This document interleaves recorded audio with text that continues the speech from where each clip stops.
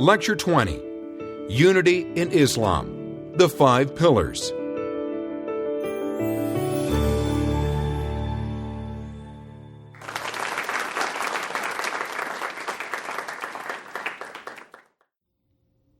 Like all of the major world religions, Islam is tremendously diverse. One of the biggest mistakes Westerners tend to make when talking about Islam is treating it as if it were a monolith. But if we focus on the diversity within Islam, we might begin to think that we cannot talk about Islam, but only about Islams. However, Islam is a tradition characterized by a profound commitment to the notion of unity. So, we must reflect on those elements that are shared by virtually all Muslims worldwide. Well, I have to modify the phrase shared by virtually all Muslims to shared by virtually all observant Muslims. The reason for this is that there are many people who could be described as secular Muslims.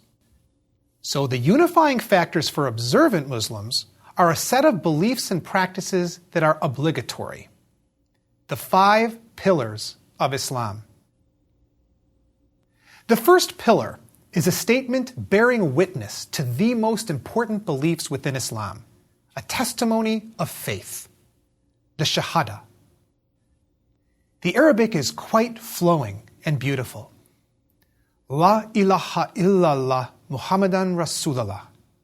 The first part proclaims there is no God but God. There's only the one God. It's a statement of Tawheed. The second part states, and Muhammad is the messenger of God.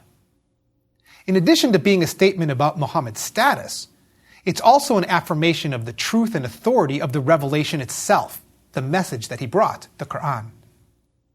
The Shahada is written on the flag of Saudi Arabia, and this statement, as we'll soon see, is a central part of the call to prayer. The words of the Shahada are important in the process of conversion. Although those who choose to convert to Islam might go through very different steps in accordance with different cultures and individual choice, there's a common ritual moment at the end when one becomes a Muslim. One publicly proclaims the Shahada. It's a way of committing to these beliefs in the presence of witnesses, and it's often done at a mosque. Afterwards, there's a social gathering at which this important event is celebrated. Muslims also see the Shahada is the ideal last words one should speak in this life. Prayer, or salat, is the pillar that is most deeply woven into the daily lives of Muslims, and the one that most powerfully binds the community together. The ideal is to pray 5 times a day, at daybreak, noon, mid-afternoon, sunset, and evening. The exact times are now available on most mosques' websites, so Muslims can set an alarm to remind them to pray. But the tradition, which dates back to the earliest period of Islam, is a call to prayer, a haunting chant from the minarets of a mosque, calling people out of their daily business back to a connection with God and with their fellow Muslims. The call to prayer is so important that a father will whisper it into the ear of a newborn baby. These should be the first words a human being hears. According to tradition, when Muhammad marched into Mecca with his followers and rededicated the Kaaba to God, the call to prayer was given by a freed African slave, Bilal. If you travel in a Muslim country, in most areas you'll be able to hear the call to prayer, often from multiple mosques at once, which can have a mesmerizing effect, especially with very good muezzins. That's the term for those who perform the call. The pillar of prayer is the way that Muslims follow a sacred rhythm amidst the other rhythms of their lives. Multiple times a day, Muslims are pulled out of the rhythm of work into the realm of the sacred, reminded once again not to forget God and their obligations to God. Since the call to prayer is heard multiple times a day by Muslims around the world, it's worth looking more closely at it. The first words are some of the most frequently heard among Muslims worldwide. Allahu Akbar.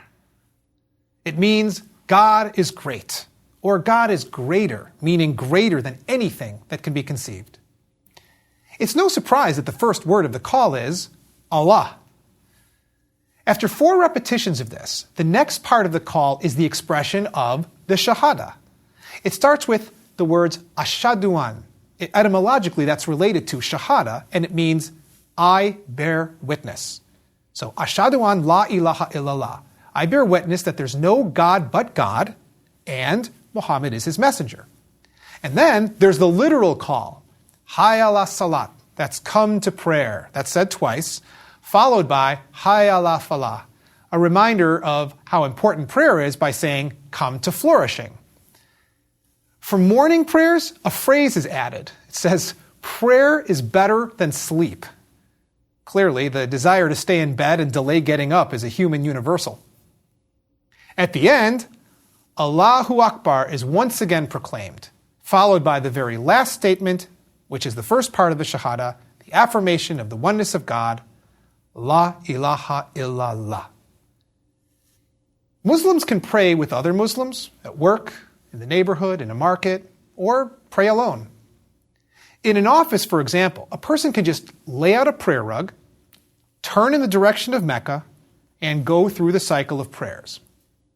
But on Friday afternoons, all men who are able are expected to gather at the mosque for what are called Juma prayers. Juma means Friday. Traditionally, such an obligation would be thought to be too burdensome for women who have the responsibility for the child in the home. However, many women have a commitment to attending regular Friday prayers. I must also point out that although the pillars are considered obligatory, there's almost always a qualifier that says, for those who are able, and exceptions carved out for various circumstances. For example, if a Muslim is involved in a job that will not permit him to leave at that moment for prayers, say he's performing surgery, then prayers can be made up later. Likewise, if a person is too ill to come to the mosque, then she can make it up later. All mosques separate the sexes in some way. The greatest degree of separation will occur when the men are on the main floor and women are in a separate room, either in the back or on another floor. They'll usually be given a view of the imam, that's the prayer leader, and there might be speakers in the room so they can hear the prayers. In many cases, though, women will be in the same room as the men, either behind the men or on the other side of the room from the men. Men and women are kept separated to minimize distractions during prayer and to protect the women's modesty, as everyone goes into full prostrations as part of the prayer. Many women I've talked with are grateful that they don't have men behind them during this process. However, some women I've spoken with are unhappy that they're put in separate rooms. The issue of male-female separation is something that's being discussed by Muslim feminists. When entering a mosque, shoes are always taken off before going into the prayer room. Women will cover their heads, often with a scarf, and men may cover their heads with a cap or hat. Before taking part in prayer, Muslims clean themselves ritually through ablutions, and this puts them in a state of physical and spiritual purity. There's almost always a source of running water in a mosque, and there's often a separate area set aside for ritual ablutions. Muslims will wash hands, mouth and nose, face, arms, head, ears, and feet. Now we can discuss the actual form of prayer. The prayer room itself has no pews. Worshippers sit on the floor, although chairs are provided for those who can't do this. There's usually a beautiful carpet with lines running across it, behind which people sit and then line up for prayer. At one mosque in my neighborhood, the lines consist of pillars, evoking the 5 pillars of Islam. In most mosques, there are basically 2 parts to the ritual: a khutbah, or sermon, from the imam, and the actual prayer itself. During the khutbah, people will be sitting on the floor around the prayer room listening, and it's not unusual for people to filter in throughout the khutbah. It's the prayer for which attendance is mandatory, although many do their best to get there for the khutbah. The imam will usually discuss passages from the Quran and from the Hadith, and will, like clergy from other traditions, apply these passages to the lives of the congregation and present-day concerns. There's a great variety of styles, just as with all religions, and I've heard very theological, interesting, but somewhat dry khutbahs, and I've also heard riveting and inspiring khutbahs.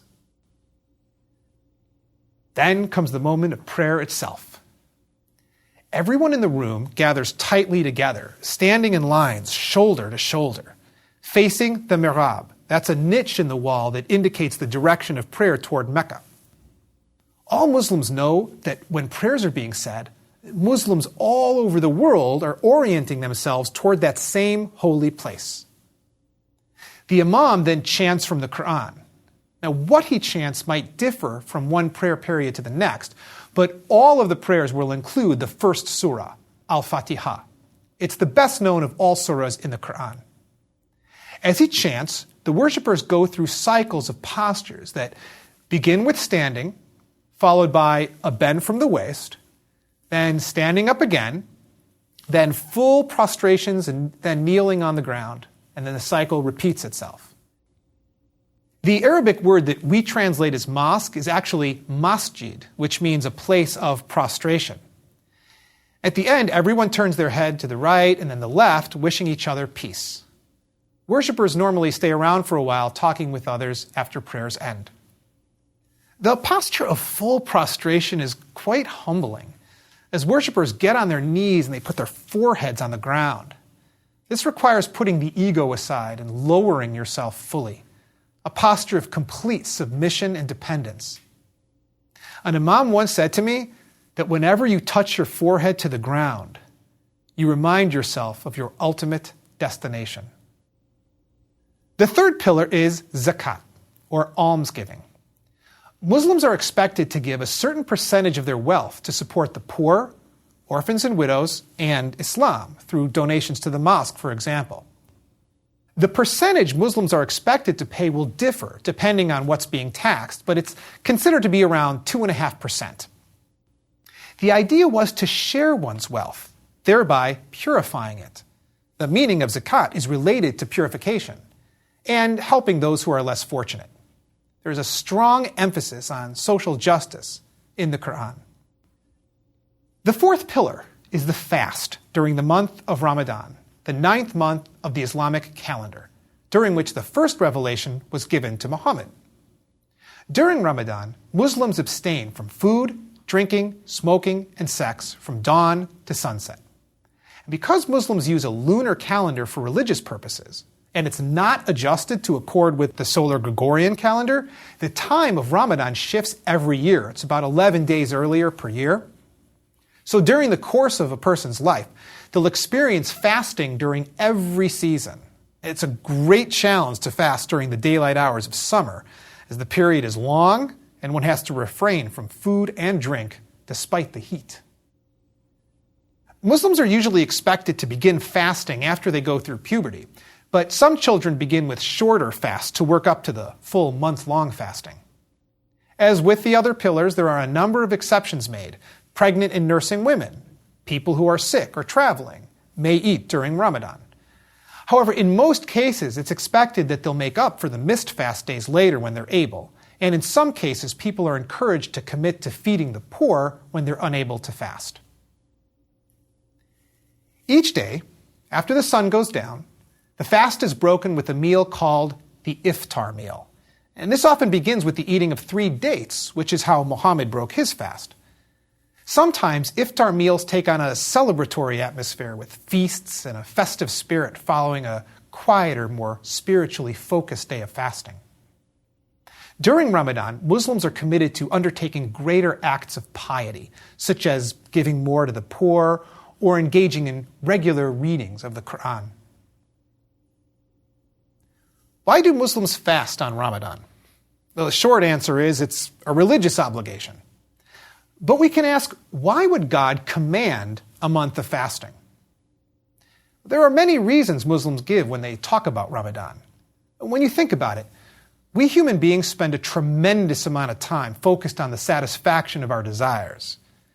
Ramadan is a time to cultivate self-discipline, to refrain from automatically seeking desire satisfaction so that our attention can be turned elsewhere, to matters of eternal importance rather than momentary pleasure, to obligation rather than appetite, to God rather than self. Fasting also reminds us of our frailty and our dependence on God. In addition to these reasons, there's another very important reason.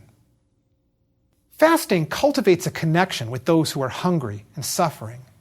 Making the choice to go hungry cultivates compassion for those who are hungry with no choice, with no fast-breaking meal at the end of their day. After the end of the month-long fast of Ramadan comes the biggest holiday of the Islamic year, Eid al-Fitr, the celebration for breaking the fast. There's a special prayer done in the morning. This is in addition to the usual 5 obligatory prayers, and this can only be done in community.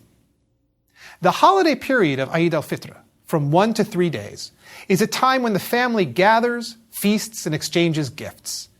It's common to wear new clothes at this time. It's a joyous time.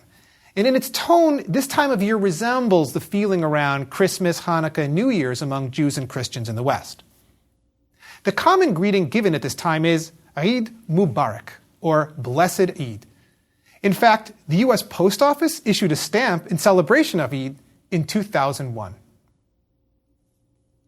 The 5th pillar of Islam is the Hajj, the pilgrimage to Mecca in Saudi Arabia that all Muslims who are physically and financially able are expected to make at least once during their lives. The Hajj takes place from the 8th to the 12th day of the last month of the Islamic calendar, which is called the month of the Hajj. It's the largest annual pilgrimage on earth, with between 2 and 3 million people attending each year. Only Muslims are allowed into the sacred city of Mecca. The Hajj connects Muslims in 3 ways. It connects them with God, with their history, and with each other. When on the Hajj, pilgrims wear white ritual clothing. The men wear 2 sheets of white cloth, one draped over the shoulder and the other tied around the waist. For many, the clothing they wear on the Hajj is saved and used as a funeral shroud when they die. They're not supposed to wear perfume or jewelry, anything that would distinguish them from others. The emphasis is on total equality. On the Hajj, one isn't supposed to know if the person standing next to them is a head of state or a beggar. Each is simply a human being standing before God. One of the most visually spectacular sights in the Islamic world is when thousands upon thousands of Muslims circumambulate the Kaaba together. The crowd walks around the Kaaba 7 times counterclockwise, the direction symbolizing, in the words of one pilgrim, that this takes place outside of ordinary time. The Kaaba is the black cube-shaped structure in the center of the mosque in Mecca. The Kaaba was cleansed of all the idols by Muhammad, and now it contains only a sacred black stone, which was supposedly given to Abraham by the angel Gabriel as a symbol of the covenant. Some believe that it fell from the sky. Pilgrims try to touch or kiss the sacred stone, but given the size of the crowd, many are able to only gesture toward it. During the Hajj, Muslims perform many ritual actions that are symbolic of or recreate important historical events. For example, they hurry back and forth between the hills of Safa and Marwa, reenacting Hagar's search for water for her son Ishmael. She finally found it at the well of Zamzam, and Muslims frequently fill up a container with water from that well and bring it home. They also throw stones at a wall to commemorate Abraham driving away Satan, who was trying to tempt him. And in one of the most powerful moments on the Hajj, they gather on the plain of Arafat, where Muhammad gave his final sermon, standing before God in humility and repentance. Toward the end of the pilgrimage is the second major Islamic holiday, Eid al-Adha, the festival of sacrifice. At this festival, Muslims sacrifice an animal, such as a sheep or cow, to commemorate God's substitution of a ram for sacrifice instead of Abraham's son Ishmael. Some Muslims also see this as symbolizing the sacrifice of one's ego before God. Many Muslims on the Hajj don't sacrifice their own animals, but rather pay to have a butcher sacrifice an animal on their behalf. However, in many parts of the Muslim world, Muslims do sacrifice their own animal. Much of the enormous amount of meat that results from this ritual is then given to the poor. A Muslim who completes the Hajj is given the honorific title Haji. Most Muslims who perform the Hajj are deeply affected by it. In many cases, Muslims get a first-hand experience of the tremendous diversity of Islam as they pray alongside Muslims from every part of the world. To see Arab Muslims next to Chinese Muslims, Pakistanis next to Somalis, Bosnians next to Americans, give Muslims the sense of the unity and equality of all Muslims. In fact, studies have found that not only do Muslims feel a greater sense of unity and connection with other Muslims after the Hajj, but they feel this toward all human beings. Muslims who have recently been on the Hajj have a stronger commitment to peace and harmony among people of all religions. In some discussions of Islam, there is a talk about a sixth pillar, the concept of jihad. Because this word is thrown around so much in the media today, it's worth discussing. The actual meaning of jihad is effort or struggle. It's the effort that's necessary to walk the straight path, to live in accordance with what God wills. Now, some people equate this term with holy war. Part of the struggle necessary for Muslims may take the form of a battle against those who threaten them, as occurred in the early years of the tradition. However, there are strict rules of engagement that govern this type of jihad, and they're spelled out in the Quran and the Hadith. So there's an Islamic just war doctrine, and there are many limitations on how warfare can be conducted. Among them, warfare must be defensive and must not involve targeting civilians, women, or children. For example, the Quran states, "Fight those in the way of God who fight you, but do not be aggressive. God does not like aggressors. If they desist, then cease to be hostile." Of course, there are numerous examples throughout history of Muslims who've ignored these rules, but that doesn't mean that their actions are in accordance with the criteria given in the tradition. Ultimately, however, the kind of jihad that involves fighting is considered the lesser jihad. Muhammad explained this to a Muslim soldier returning from the battlefield. The soldier said, "I'm returning from the great jihad against those who attack us." Muhammad corrected him, saying, "You are returning from the lesser jihad. Now you can begin the greater jihad." The soldier asked, "What could be greater than fighting against our enemies?" Muhammad said, "Fighting against the evil within yourself." The highest jihad is the inner jihad, the struggle to keep our worst impulses at bay so that we can follow the straight path. Islamic law is often used as a translation for the Arabic word Sharia, but that isn't quite right. Sharia literally means a road leading to water. And remembering the importance of life-sustaining water in the arid deserts of the Arabian Peninsula, you get a sense for the true meaning of that word. It's the way of life that God has given to human beings that will sustain them and enable them to flourish. It goes beyond what we might consider narrow legal matters to all aspects of life. So Muslims who say that they want to live in accordance with Sharia often mean that they want to live in accordance with God's will. The notion of law in terms of jurisprudence is conveyed by the word fiqh. There are 4 commonly accepted sources of Sharia, although these are understood and applied differently by different schools of law within Islam. The first source is, of course, the Quran. And the second source is the Sunnah, the way of the Prophet Muhammad, which is known through the Hadith. The thousands of Hadith provide a great deal of material on which legal judgments can be made. Still, the Quran and the Hadith are the products of the 7th century, and they cannot directly address the countless developments that have arisen since then. What, for example, is the Islamic position on artificial insemination, cloning, transplants? Since these are not covered directly in the texts, there are 2 other sources that are consulted. The first is ijma, or consensus of the community. However, a key question remains. What constitutes the community? For some interpreters, it means the community of Muslims who are qualified to interpret the Quran and Sunnah and apply them to the situation at hand, perhaps scholars or clerics. To others, it means the entire community of Muslims involved in a particular issue. In other words, concepts like ijma can contribute to a system of Islamic democracy. The final source is qiyas, or analogical reasoning. In Islam, not only are the texts and the community given authority, but there's also a place for individual reasoning. And the concept of analogical reasoning is as follows. A particular situation might not be addressed in the Quran, say driving automobiles, so we look for the closest analog in the text, perhaps riding horses or camels, and then apply the Quranic example to the current situation. So, there are 4 generally accepted sources of Islamic law: Quran, Sunnah, consensus, and reasoning. As you look around the Islamic world, you could see dramatic differences in how the law develops. There are vastly different approaches to the status of women in, say, Saudi Arabia on the one hand, and Turkey or Indonesia on the other.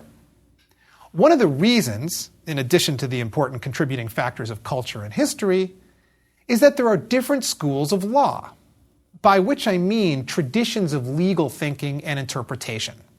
Some, like the Hanafi, are more liberal regarding issues of individual reasoning and the status of women.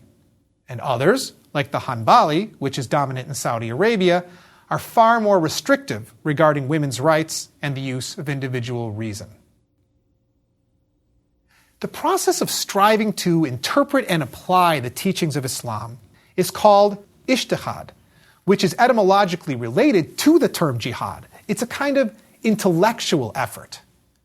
After the law schools were established, some Muslims believed that the doors of ijtihad were closed. There was no need to engage in independent interpretation of the sources. One only had to follow the interpretations laid out by the law schools.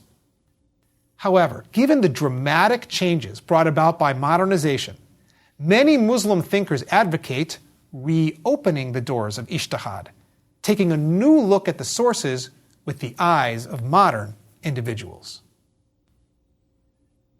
To conclude, we'll look at how legal opinions are issued.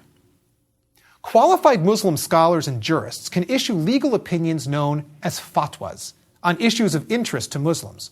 So let's say you have a question regarding whether or not a particular practice is in accord with Islam. You can ask a scholar who will issue a fatwa giving you the opinion along with his reasoning, which will almost certainly include passages from the Quran and Hadith, along with other precedents from Islamic legal rulings and analogical argumentation. I show my students examples of fatwas on issues ranging from withdrawal of life support from a dying person to surrogate parenting. These are fascinating to read. It's often the case that there will be disagreements among different legal scholars. There's no centralized authority in Islam. There's nothing equivalent to a pope. So many Muslims seek guidance from authorities whom they respect and with whom they have a relationship. Sometimes people engage in what's known as fatwa shopping, where they go to different scholars until they receive the opinion they want.